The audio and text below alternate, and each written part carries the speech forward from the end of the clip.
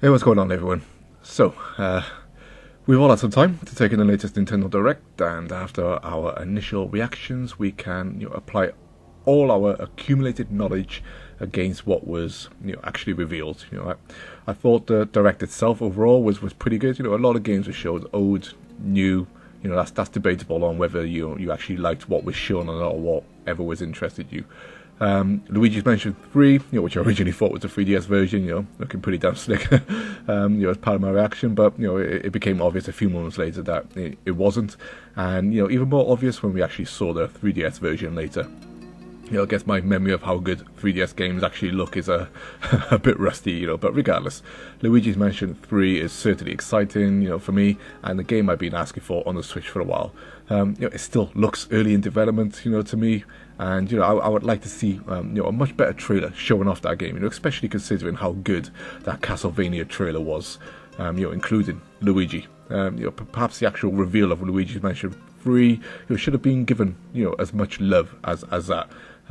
Luigi's Mansion, the first game, was also in a way a tech demonstration of what the GameCube could do with lighting and transparencies, etc. So looking at this new game so far, I personally feel that it could do a lot more. But like I said, it's clear that it's early, arguably, perhaps shown too early, perhaps, and all I can say, it best use motion controls and split Joy-Cons as well. Another cool announcement was the number of Final Fantasy games coming to the Switch, which in terms of Final Fantasy 7, is quite hilarious if you think about it, considering that Final Fantasy 7 was, arguably that one game that effectively helped to change the gaming industry that we knew back then in the day, as Square left Nintendo hardware. The N64 in question, and went to Sony, where Final Fantasy fully became a household name in the West, and Square gave Square many years of success. Cloud's Smash, and now Final Fantasy 7 on the Switch. What a crazy time. Do I expect the remake to come to the Switch? Nope. And in many ways, I couldn't care less. I'm still unsure about its direction, and with it being split into multiple parts, which will without a doubt be cross generations. Also, the original Final Fantasy has a lot of unique and memorable moments that Final Fantasy 7, has a lot of unique and memorable moments that I feel won't return in this remake, which will make it feel like a completely different game, and in my opinion, not in a good way. But anyway, I'll be getting Final Fantasy 7 and Final Fantasy 9, like I said, two great games for the PS1 era, and I still know people who haven't played these games, so go ahead and get them. Animal Crossing, has a lot to do, I feel, at least for me. I bought Happy Home Designer, which was okay, nothing special. But what it introduced were a number of things that simply need to be in this new Animal Crossing, and made even better, I feel.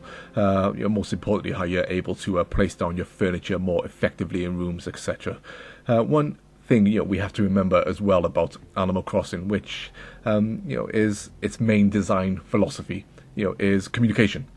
With Miiverse gone, and Nintendo's online structure being finally revealed to us for the crap that it is, which I'll get into a bit, I feel that this will have regressed somewhat back to the GameCube days, where you simply post letters or leave notices on the board in your town, instead of being able to communicate with multiple people at once through the likes of Miiverse, etc. But like I said, I'll get into all that in a minute.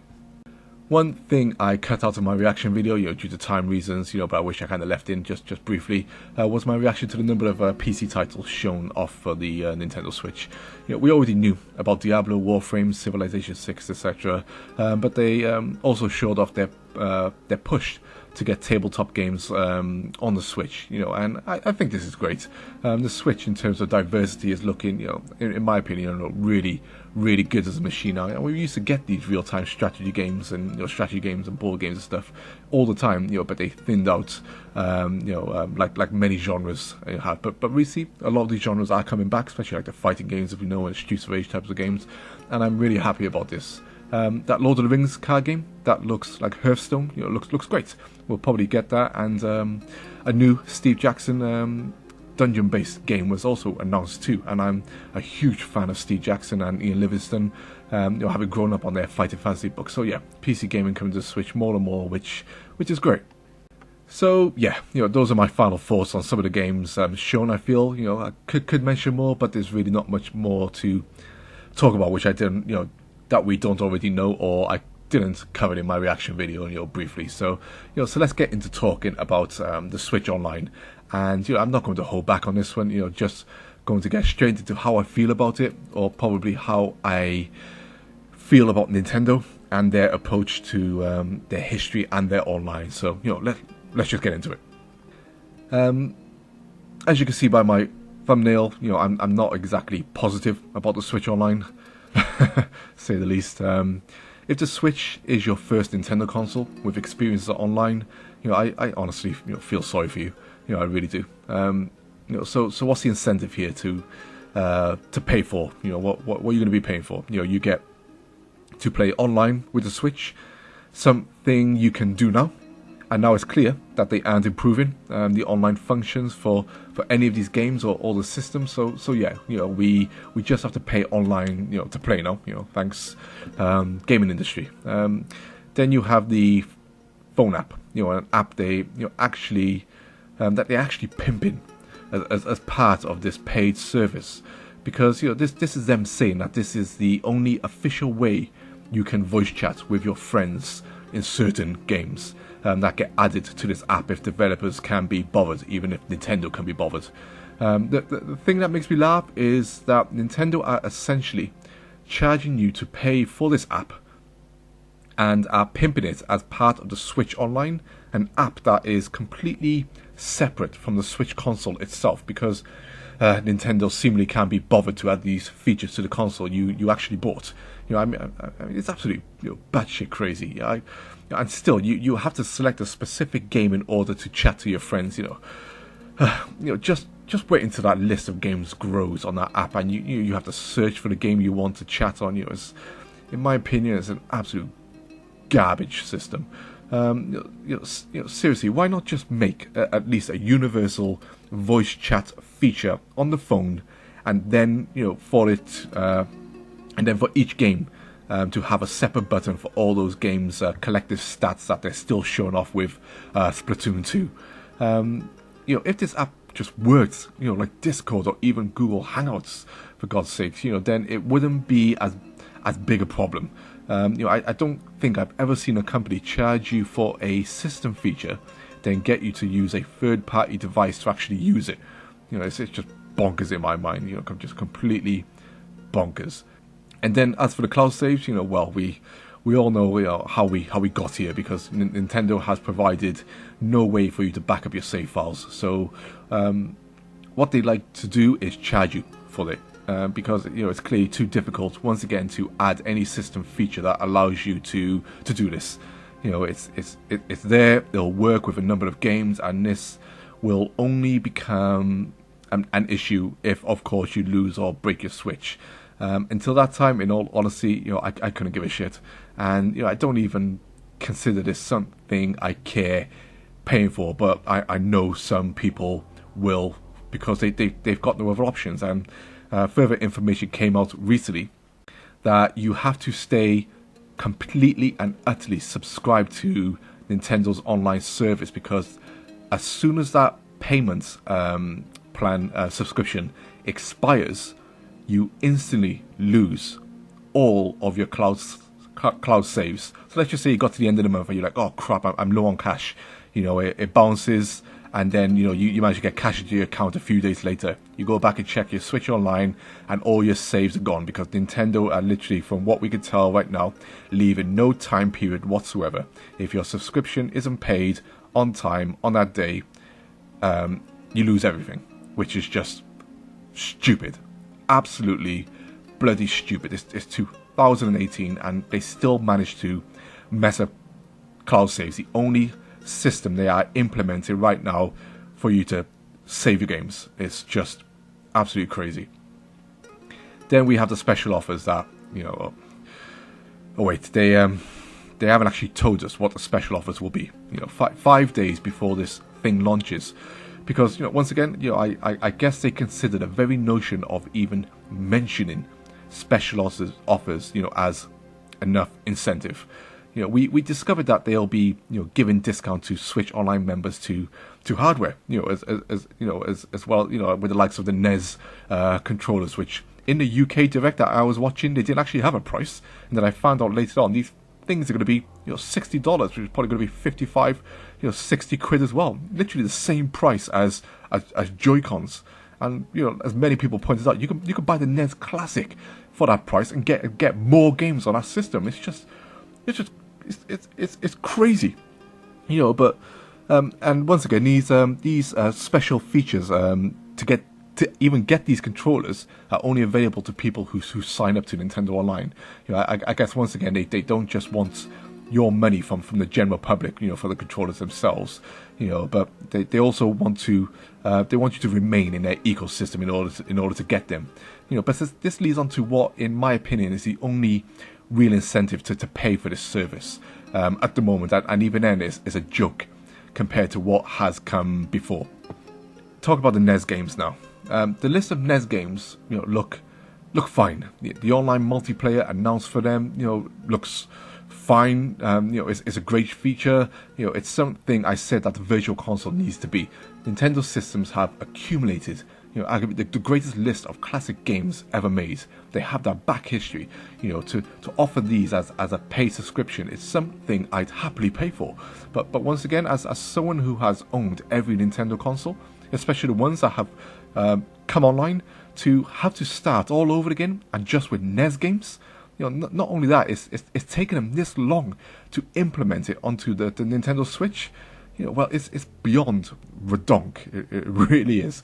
You know, if this Switch Online launched with even half of the original Virtual Console from the Wii, and I'm talking about all the consoles added to the Wii's Virtual Console, then this £17.99 a month or $20 in the US or whatever a year would be, in my opinion, more than worth it. You know, just for the Virtual Console. You know, I'd pay just for that.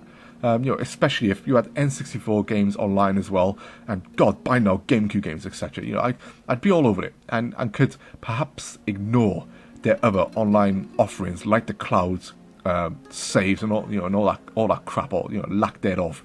You know, but this is the problem, you know, isn't it? And you know what? I don't even trust this service to carry over to the Switch's successor. You know, I really don't. When we get the Switch 2, in my mind right now, I don't expect any of it to carry over. You know, why would it? Even the other consoles, PS4 and the Xbox One, they didn't carry over. They're only just catching up now with some of their stuff. Nintendo they've had too many chances to show the world that they can take online seriously, or even offer a set of basic features like voice chat and messaging to their customers, you know, even when they decide to charge them for it. You know, coming off the Wii U, they are in no position whatsoever to be overconfident. I don't care how well the Switch is selling. You know, I stated on Twitter that this could arguably have been one of their most important directs ever, and I said that because they were entering the world of paid online, a world they'll never leave again. And in doing so, they in a way instantly split their user online base, because not everyone likes to play and likes to pay for online, not even on the PlayStation 4 and Xbox One. When you charge people for something, people expect a certain level of features, you know, like I said, and still to this day, the Switch is the most un-Nintendo-like system I've ever owned in modern online times. You know, it reminds me of how lifeless the PS4 is when I personally turn it on. You know, people laughed at the Wii U and its features, you know, but I tell you what, the Wii U utterly and completely puts to shame what the Switch offers. And I'd probably even say that on a hardware level, when we're talking two-screen gaming, mixing it in with Miiverse and, you know, and all this stuff. It's just, you know, people, including myself, say that Nintendo can take one step backwards forwards sometimes, and then 10 steps back at the same time. You know, this time they have literally just gone back in time, and you know, I'm not even joking. You know, the Switch shouldn't be like this feature-wise. It really shouldn't. Not by now. You know, not nearly 2 years into its lifespan, because it's not like you start building and looking at these infrastructures as the console launches. It's not how this stuff works. There's planning, there's thinking that all comes before anything launches. There has to be, in terms of Nintendo's case, you you have to start wondering, if that's the case as well. I don't know what went wrong. How did we get one of Nintendo's, arguably one of Nintendo's best consoles in terms of, I won't say innovation, but evolution from this point, from coming off the Wii U, because the Switch is the evolution of the Wii U in some feature basis.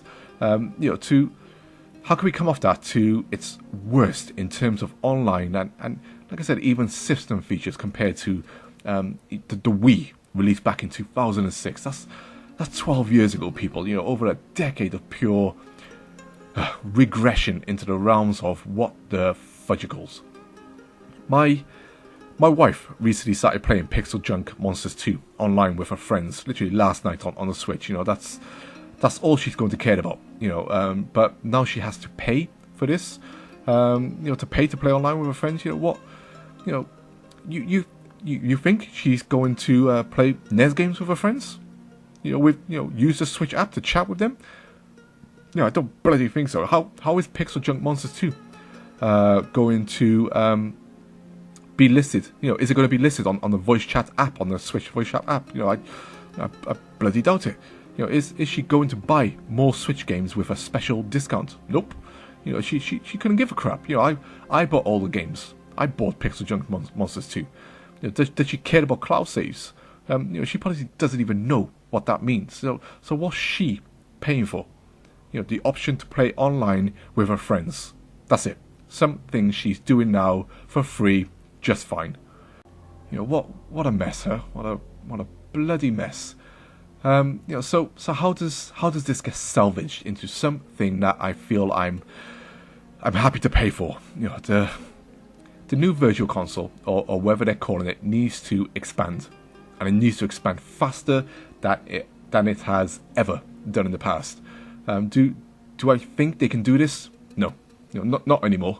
By the time the Switch has come to a close, I wouldn't be surprised if there were only NES and a few SNES games on there. Online SNES games sound better, but once again, compared to the Virtual Console that we had before, the offering is a joke. It's an absolute joke. What can the special offers actually offer us? How about money off their online shop with all their accessories and stuff you can buy from there? Because we already essentially get discount off games through My Nintendo points when we accumulate those. Even then I couldn't really give a crap if I'm not going to be, because I'm not going to be buying all that stuff just because I have a little bit of discount. How about actually providing us with themes and exclusive background music and avatars for the console? Just like the 3DS has. That the handheld ODAS system that has better online features than your more modern system, the Nintendo Switch. As for the phone app, I think it's a lost cause. I think it's shocking. Like I said, that this is part of that paid service. Even if there was a simple messages service on a Switch console itself, some way for me to communicate with people on my friends list, which right now is nothing more than a picture gallery and a way to check people's gaming times. If you want to troll some people as well, simply adding system chat, that in itself would make a world of difference. A world of difference. And how basic is that? Like I said, it was on the DS. How basic is that? Everything else at this moment in time, I feel is beyond Nintendo. They need someone else, a third party, to run their online, I feel. And Nintendo simply come in and add in great ideas like Miiverse, like the Wii channels, etc. But someone else does the infrastructure and all that stuff to make sure that it has a basic set of features, runs as smooth as silk, and gives us that Nintendo flair. A lot of people didn't buy the Wii U. A lot of people didn't buy it. We all know the reasons. A lot of the reasons were trash. Many of the reasons were Nintendo's fault as well, once again. But what the Wii U offered, with all its niggles and stuff, was many things that the Switch doesn't have now. Yet the Switch is selling, it's selling more than double, and it'll do that, even more in its lifetime. And I look back at the Wii U, and I think we had two-screen console gaming. That's gone now. It's lingering on with the Nintendo 3DS, but with the games that the Nintendo were porting, that and third parties, pretty much abandoned that console. Two-screen console and handheld gaming is gone, and people laughed. People laughed at the things like just having a map on a screen and all that stuff, having a clear HUD, not having to pause the game all the time and everything like this. It was great. New genres came out, new game ideas came out of two-screen console gaming, and that's gone now. And then you had Miiverse. When you first switched on Miiverse, how that connected with your game. When I first powered up Nintendo Land and Super Mario Bros. U, seeing people's comments on the world map, in the loading screen, seeing my own comments there, people replying to my comments, coming back into Miiverse and people chatting and wanting to be friends and all this stuff. You had this Nintendo community, and Nintendo hired a dedicated team to curate Miiverse, right? If Miiverse came back on the Switch, right, and they still had that team, and it just made a few of the feature sets easier, just like the messaging, yeah, just a few notifications and stuff, I would pay for it all day, every day. It's all the Switch needs right now in my mind. That's all it would need. A good Miiverse. A Miiverse was absolutely genius, and it's gone. And I wonder if people look past some of the stupid excuses they've made for not buying a Wii U, if Nintendo just done a few things right and the Wii U sold, what would the Switch be now? If it came in and it still was able to be taken everywhere, but still done the two-screen gaming somehow, still had Miiverse but improved, connected with all your games. Yeah, you had that system level OS that was faster, that was meaner, that was slicker. My God, we'd be in such a better place. And I find the death of the Wii U, I'm still such a bitter Wii U fan. I really am. And I miss this so much with the Switch. I really do miss it. I miss the music. I miss that Nintendo music on the menus. I miss that Nintendo feel about the Switch as a console. It's got elements there, but it's just so much missing. I just don't. It's just tragic to me, absolutely tragic. But anyway, I'm done here. Will I be getting Nintendo Online? In my house now with one Switch and multiple people using it to play online, I feel like I have no choice. That's the hard part. But like I said, I'm done here. Agree with me, disagree with me, like, thumbs down. I don't mind, but I vastly prefer comments. Giving me your feedback on how you feel about this, and or how you want to react to how I feel about it. But as always, I'll reply to every single one I can on my videos. It's what I do. But anyway, thanks for listening all. Take care. Peace.